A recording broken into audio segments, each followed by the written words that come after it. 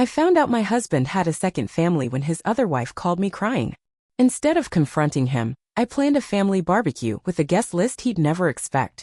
Hey, I'm Melanie, 36, and last summer my life turned upside down. I still remember what I was making for dinner when the phone rang. It was a Tuesday, just after 6 p.m. The kids were doing homework at the kitchen table, and my husband, Derek, was in the garage, probably pretending to organize his tools while watching baseball on his phone. I was stirring a pot of chili when the screen lit up. Unknown number. I nearly let it go to voicemail. I wish I had. But something, maybe it was the way my stomach twisted, told me to pick up. Hello. There was a pause, then a woman's voice, thick with tears. Is this Melanie? Yes. I'm sorry. I didn't know who else to call. I found your number through one of Derek's old emergency contacts. I'm his wife. The room shrank. I felt my grip slip on the wooden spoon, heard it clatter to the floor. My daughter looked up from her worksheet, brows knitting. His what? I whispered. The woman, she said her name was Lacey, started sobbing full, gut-wrenching cries. It didn't sound fake. It sounded like someone whose entire world had just shattered. I didn't know, she said again. I swear to God, I didn't know about you. I thought I was the only one. We talked for 37 minutes. The chili burned. The kids wandered off. I stood at the sink, one hand gripping the counter like I might fall through the floor if I let go. Lacey lived in Reno. We were in Sacramento. They'd been together for 7 years. Married for 5. Had a 2-year-old son. A son. I remember nodding slowly even though she couldn't see me. Like if I just kept agreeing I wouldn't explode. Derek traveled a lot for work. Sales conferences. Golf weekends. Always with a new excuse, always with a smile and a kiss on the forehead. I never doubted him. I never thought to track his phone or check his bags. That kind of paranoia didn't live in our marriage. Until now. The call ended with her apologizing again and me saying it's not your fault, which felt like the only honest sentence I could offer. Then I hung up and sat in the kitchen for a long time. The chili was ruined. The house smelled like burnt cumin and disbelief. Derek came in eventually, smelling like motor oil and casual betrayal. He kissed my cheek like nothing was wrong and asked if dinner was almost ready. I looked at him. I really looked. And I felt something crack. Not just a little hairline fracture, something deeper. A snap somewhere in my soul. But I didn't scream. I didn't throw things. Instead, I smiled. Actually, I said I thought maybe we could do a family barbecue this weekend. He blinked. A barbecue? Yeah. I stirred the pot absently. Invite your parents. Your sister. Maybe some old friends. It's been a while, right? He shrugged, a little wary. Sure. I guess that sounds nice. I smiled wider. Great. I'll take care of everything. He nodded and headed upstairs to shower. Probably texting Lacey as the water ran. Maybe both of us were saved in his phone under fake names. Maybe neither of us was the wife. I couldn't be sure anymore. But I had a plan. And it didn't involve yelling. No, I was going to let him walk into a trap of his own making. I was going to let him tell his lies in a backyard full of people. And I wasn't going to be the one to expose him. He was going to do that all by himself. It took me 3 days to organize it. I made calls. Sent invites. Booked a caterer so I could focus on the real work, the guest list. And I included one very special person. Lacey. When I called her again, I could hear the hesitation in her voice. She thought I was angry. Maybe even dangerous. But I told her the truth. I'm not here to ruin your life. I think he already did that for both of us. But I need you to see what I've lived with. And I think you deserve to see his face when he realizes he's not the smartest man in the room anymore. There was silence. Then softly, okay. She agreed to drive down with her son. I offered to cover a hotel, but she said no. I'll stay with my cousin. But I'll be there. The day of the barbecue, the sky was cloudless. The kind of perfect suburban Saturday Derek loved, sunshine, grill smoke, laughter drifting over the fence. The illusion of normal. The calm before the storm. He was in a great mood. Wearing his favorite polo, flipping burgers, playing host like he hadn't built his entire life on a house of cards. He had no idea what was coming. But I did. And so did she. The thing about planning a trap is that it only works if everyone acts exactly like themselves. And Derek? He was practically on autopilot. Saturday morning he got up early to marinate chicken like some kind of grill master savant, humming like a man without a care in the world. Meanwhile, I was in the garage arranging folding chairs and setting up the extra cooler. Calm. Smiling. The very image of a suburban wife who didn't know her husband had 2 wedding bands in 2 different states. Lacey texted me around noon. "We're in town. You sure you want to go through with this?" I sent her a thumbs up emoji and added, "Park on the side street. Come in through the backyard gate." 3:45 sharp. The barbecue was set for 4. I timed it like a symphony. By 3:15, Derek's parents were already there, sipping sweet tea and talking about their trip to Arizona like anyone cared. His sister brought her latest boyfriend, a guy who looked like he got lost on his way to a vape shop and just stayed for the potato salad. Derek was glowing, slapping backs, grinning like a guy with nothing to hide. And I let him have it. Let him bask in it. Let him feel untouchable. At 3:43, I stepped inside to check the brownies. At 3:45, I heard the gate open. When I came back out carrying a tray, Lacey was standing at the edge of the patio, holding her son on one hip and looking like the calm before a hurricane. She wore jeans and a white blouse, hair tied back, nothing dramatic, but enough to make her presence loud. Not in volume. In truth. Derek was at the grill, spatula midair. He turned, saw her, and froze. I watched it happen. The twitch at the corner of his mouth. The way his eyes darted toward me, then back to her, then to the child in her arms, the one with his dimples. "Lacey," he said, voice breaking on the second syllable. She didn't say anything. She just walked forward, slow, steady, every step making the air heavier. And when she reached the patio, she didn't yell or slap him. She just looked him dead in the eye and said, "You forgot the ketchup." Silence. Utter. Absolute. Silence. I put the tray down. "Oh good," I said cheerfully, turning to the crowd. "Looks like the rest of the guest list is here." Derek's mom squinted. "I'm sorry, who's this?" "Lacey," I said, keeping my tone breezy, "is Derek's other wife. And this little cutie." I nodded at the toddler. "This is Derek's son. His second son. Since you know, our kids apparently weren't enough." I swear the sound of the propane grill crackling was the only thing that moved for a full 10 seconds. Then his sister, bless her mouthy, nosy heart, blurted out, "What the actual?" That's when Derek dropped the spatula. It hit the deck with a metallic clink, but no one moved to pick it up. He looked like someone had yanked the bones out of his body. Pale, sweating, lips parting like he was about to say something that would magically explain this all away. "Melanie, I. Nope," I cut in, raising a hand. "You had 7 years to find the right words. You don't get another minute." His dad, bless the old-school embarrassment, stood up with a grunt. "This some kind of joke?" "Oh, it's hilarious," I said, stepping forward. "You guys remember all those conferences Derek went to? All those weekends away with clients?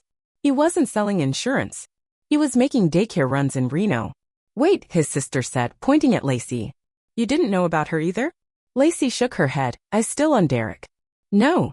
I thought I was the only one. Until I found Melanie's number in his emergency contact list." "You didn't know about each other?" their mom asked, looking genuinely nauseous now. "Nope," I said, grabbing a rib off the platter and taking a bite. Classic double life. Textbook stuff. Lifetime movie energy. Derek finally found his voice. It's not what you think," I can explain." I laughed. Actually laughed. "You always say that like you're about to say something we didn't think of. Try me." "What part am I missing, Derek?" "The third family." He didn't answer. But the kid started crying. Lacey bounced him gently, then whispered something in his ear and handed him to her cousin, who was standing a few feet away like a stunt extra in a courtroom drama. Then she turned back to me. "Are you ready?" I nodded. "Ready for what?" Derek asked. That's when Lacey took out her phone. "Press play." And his voice came spilling out. A voicemail. From 2 weeks ago. "Hey baby. I miss you. I hate being away. Melanie's on me about taking the kids to soccer. I'm barely holding it together over here. Can't wait to see you next weekend. Book the hotel, I'll handle the excuse." It kept playing. You could see the faces shift in real time. His sister's jaw dropped. His mom looked like she might throw up. "Why would you record?" he started. Lacey cut him off. "Why wouldn't I? You've been lying to both of us for years." I just wanted proof I wasn't crazy. "More proof," I added, pulling a manila envelope from beneath the patio table. "These are copies of all the emails and receipts I've gathered. Hotel stays. Flight confirmations. Shared logins. You made it easy, babe. You recycled passwords." His mouth moved, but no sound came out. I stepped in close, just enough so only he could hear. "You always said I wasn't brave enough to leave," I whispered. "That I needed you." Then louder, "Well, good news. You're single now." And with that I turned to the stunned crowd and clapped my hands. Who wants dessert? Lacey burst out laughing. Like, full-on cathartic belly laughing. I hadn't heard her laugh before. It made the whole thing worth it. And Derek? He just stood there. Alone. Holding a spatula he hadn't realized he'd picked up again. You know that moment when a party ends, but people haven't realized it yet? That awkward float where everyone's still holding plates, sipping drinks, pretending they're not witnessing a total implosion? Yeah. That was my backyard. Half the guests had frozen mid-bite. Derek's mom was whispering furiously to his dad, who looked like he aged 10 years in 10 minutes. His sister, still clutching a rib bone like a microphone, was staring at me like she wasn't sure if I was about to cry or set the lawn on fire. Me? I was calm. Too calm. Maybe because for the first time in years I was finally the one holding the lighter. Derek, bless his crumbling ego, still hadn't said a single coherent thing. Just stammered half-sentences like, we can talk about this, and let's just go inside, like somehow privacy would rewrite reality. But reality? It was right there. In the form of Lacey, now leaning casually against the patio railing, sipping sweet tea like she hadn't just dropped a nuclear voicemail in the middle of suburbia. Can we just go somewhere private? Derek finally said, desperation cracking through that practiced charm. I tilted my head. You mean like the hotel in Lake Tahoe? The one you booked under the name Daniel M. He paled, whiter than the mayonnaise salad on the table. And somehow that was when the crowd really started shifting. The whispers. The stunned murmurs. The collective realization that this wasn't a spat. It was an exposé. Derek's sister stepped forward, lowering her voice. Mel, seriously, what are you doing? I turned slowly. What am I doing? I'm just hosting a barbecue. You all came here for some truth with your coleslaw, didn't you? She opened her mouth, then closed it. Lacey stepped forward now, calm but deadly. I'm just here to let your brother know he doesn't get to ghost on a toddler and pretend he's a stand-up guy. My son deserves better than a part-time myth. And then she handed Derek a small manila envelope. You'll be hearing from my lawyer. He didn't even open it. He just stared at it like it might explode. Melanie, please, he muttered, now sounding less like a husband and more like a man trying to stop an avalanche with a snow cone. You want to beg? I said, stepping forward. Beg them. Your friends. Your family. The people who thought you were a devoted husband and a doting dad. I knew you were slipping. I just didn't know how deep. His dad finally spoke, voice low and tight. You have another child? Derek looked down. It's complicated. No, I said, it's actually really simple. He's a liar, a cheater, and a coward. Then I picked up the envelope Lacey had handed him and held it up. Custody, support, visitation. She's not asking. She's demanding. And I'll be doing the same. He looked at me, eyes wide now, panicked. You're divorcing me? Was that not obvious when I invited your other wife to brunch? Derek dropped onto a chair like gravity had suddenly increased. The whole thing should have felt tragic. It didn't. It felt surgical. Like cutting away a tumor that had been draining me for years. And then came the kicker. Lacey's phone buzzed. She checked it. Her brows rose. Then she looked at me. Did you invite someone named Cassie? My spine went rigid. Cassie who? She turned the phone so I could see the screen. A woman in sunglasses standing just outside my front door holding a baby carrier. Who is that? I asked, heart thumping.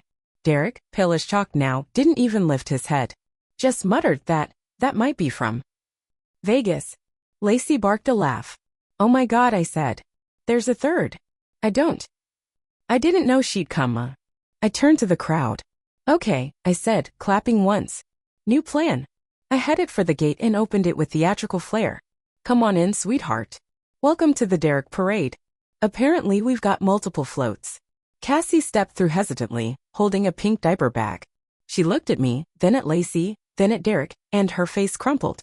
You told me she died, she whispered. The whole yard erupted. I don't remember who screamed. It might have been me. You told her I died? I shouted, completely losing my composure for the first time that day. Derek finally stood up, hands out. Okay, this is getting out of control. Out of control? I laughed, tears stinging now. You made me a ghost and called it marriage. Cassie handed me the carrier like she was handing off radioactive waste. I don't want anything to do with him. But I didn't know where else to go. I nodded. Took it. Peeked inside. A tiny baby girl fast asleep. Peaceful. Innocent. And then it hit me. This wasn't just about betrayal anymore. It wasn't just about me or Lacey or Cassie. It was about the wreckage he left in his wake. The lives built around his lies. And now? He had to stand in the middle of that wreckage with all of us watching. I walked back to the table, gently set the carrier down, and looked around. Well, I said, there goes the neighborhood. Then I turned to Derek, who was now halfway to a full meltdown. I think we're done here. And just for good measure, I picked up a plate of ribs and dumped them into the trash. BBQ's over. Derek didn't say a word as I packed up the baby things. Lacey helped. Cassie just stood by the fence, shaking like she couldn't believe any of this was real. Honestly? Same. You expect betrayal to come with fireworks, loud fights, dramatic tears, storming off in the rain. But in that moment, it felt more like turning off a light switch. Simple. Final. I looked at Derek one last time. He was sitting in a lawn chair, elbows on knees, staring at the grass like it might explain what went wrong. You should go, I said quietly. Before my lawyer beats your sorry ass to the courthouse. He looked up. Mel? No, I snapped sharp this time. You don't get to say my name like it still means something. And then I turned around and walked back into the house. Left the folding chairs, the grill still warm, and Derek's entire illusion smoldering in the yard. By Sunday morning, I'd filed for divorce. Lacey and Cassie stayed the night in a hotel down the road. We met the next morning at a diner. 3 women, 3 coffees, and 1 baby passed back and forth like we were tag-teaming grief. We should have burned his car, Lacey muttered, stirring creamer into her mug. Cassie snorted. Honestly, I thought about it. I just smiled. Nah. Let him drive it to court. With all of us waiting. We traded stories. Dates. Receipts. Timelines. The lies were endless. At one point, Lacey pulled out a notebook. She'd started making a diagram. Derek's double life wasn't just 2 cities. It was 3 states, 4 fake work trips, and at least 3 sets of in-laws. By the time we left the diner, we weren't strangers anymore. We were survivors of the same storm, just different rooftops. By Tuesday, it hit the neighborhood Facebook group. Somebody posted a photo from the barbecue with the caption, "When your perfect family neighbor gets exposed for having a backup family and a spare baby #backyard bloodbath." The comments went nuclear. Is this Derek H? OMG, he used to coach my son's soccer team. Wait, does this mean his wife wasn't dead? By Wednesday, Derek had deleted all his social media. By Friday, the story hit a local tabloid site. Sacramento man juggled 3 families, gets grilled, literally, at backyard barbecue. Someone even tagged it #medium rare marriage. I should have been humiliated. I wasn't. I was free. Here's the part one didn't expect. People took sides. At the grocery store. At the school pickup line. Some neighbors just gave me awkward looks like my divorce might be contagious. But others, mostly women, pulled me aside and whispered, "Good for you," or "I saw what you did." Took guts. The legal stuff moved fast. Turns out, it's pretty easy to cut ties with a man who's that publicly exposed. Once the voicemail got submitted, the judge didn't even blink. Joint custody? Not anymore. Financial support? Full and then some. Cassie and Lacey got lawyers too. We coordinated. Shared documents. The sisterhood of the traveling subpoenas basically. 2 months later, Derek moved out of state. He didn't say goodbye. I didn't ask him to. The last thing he texted me? You didn't have to ruin me. I stared at it. Deleted it. No response. He ruined himself. I just brought snacks to the viewing party. 3 months later, I hosted another barbecue. Just for friends. My people? The ones who stuck around. Lacey came. Cassie too.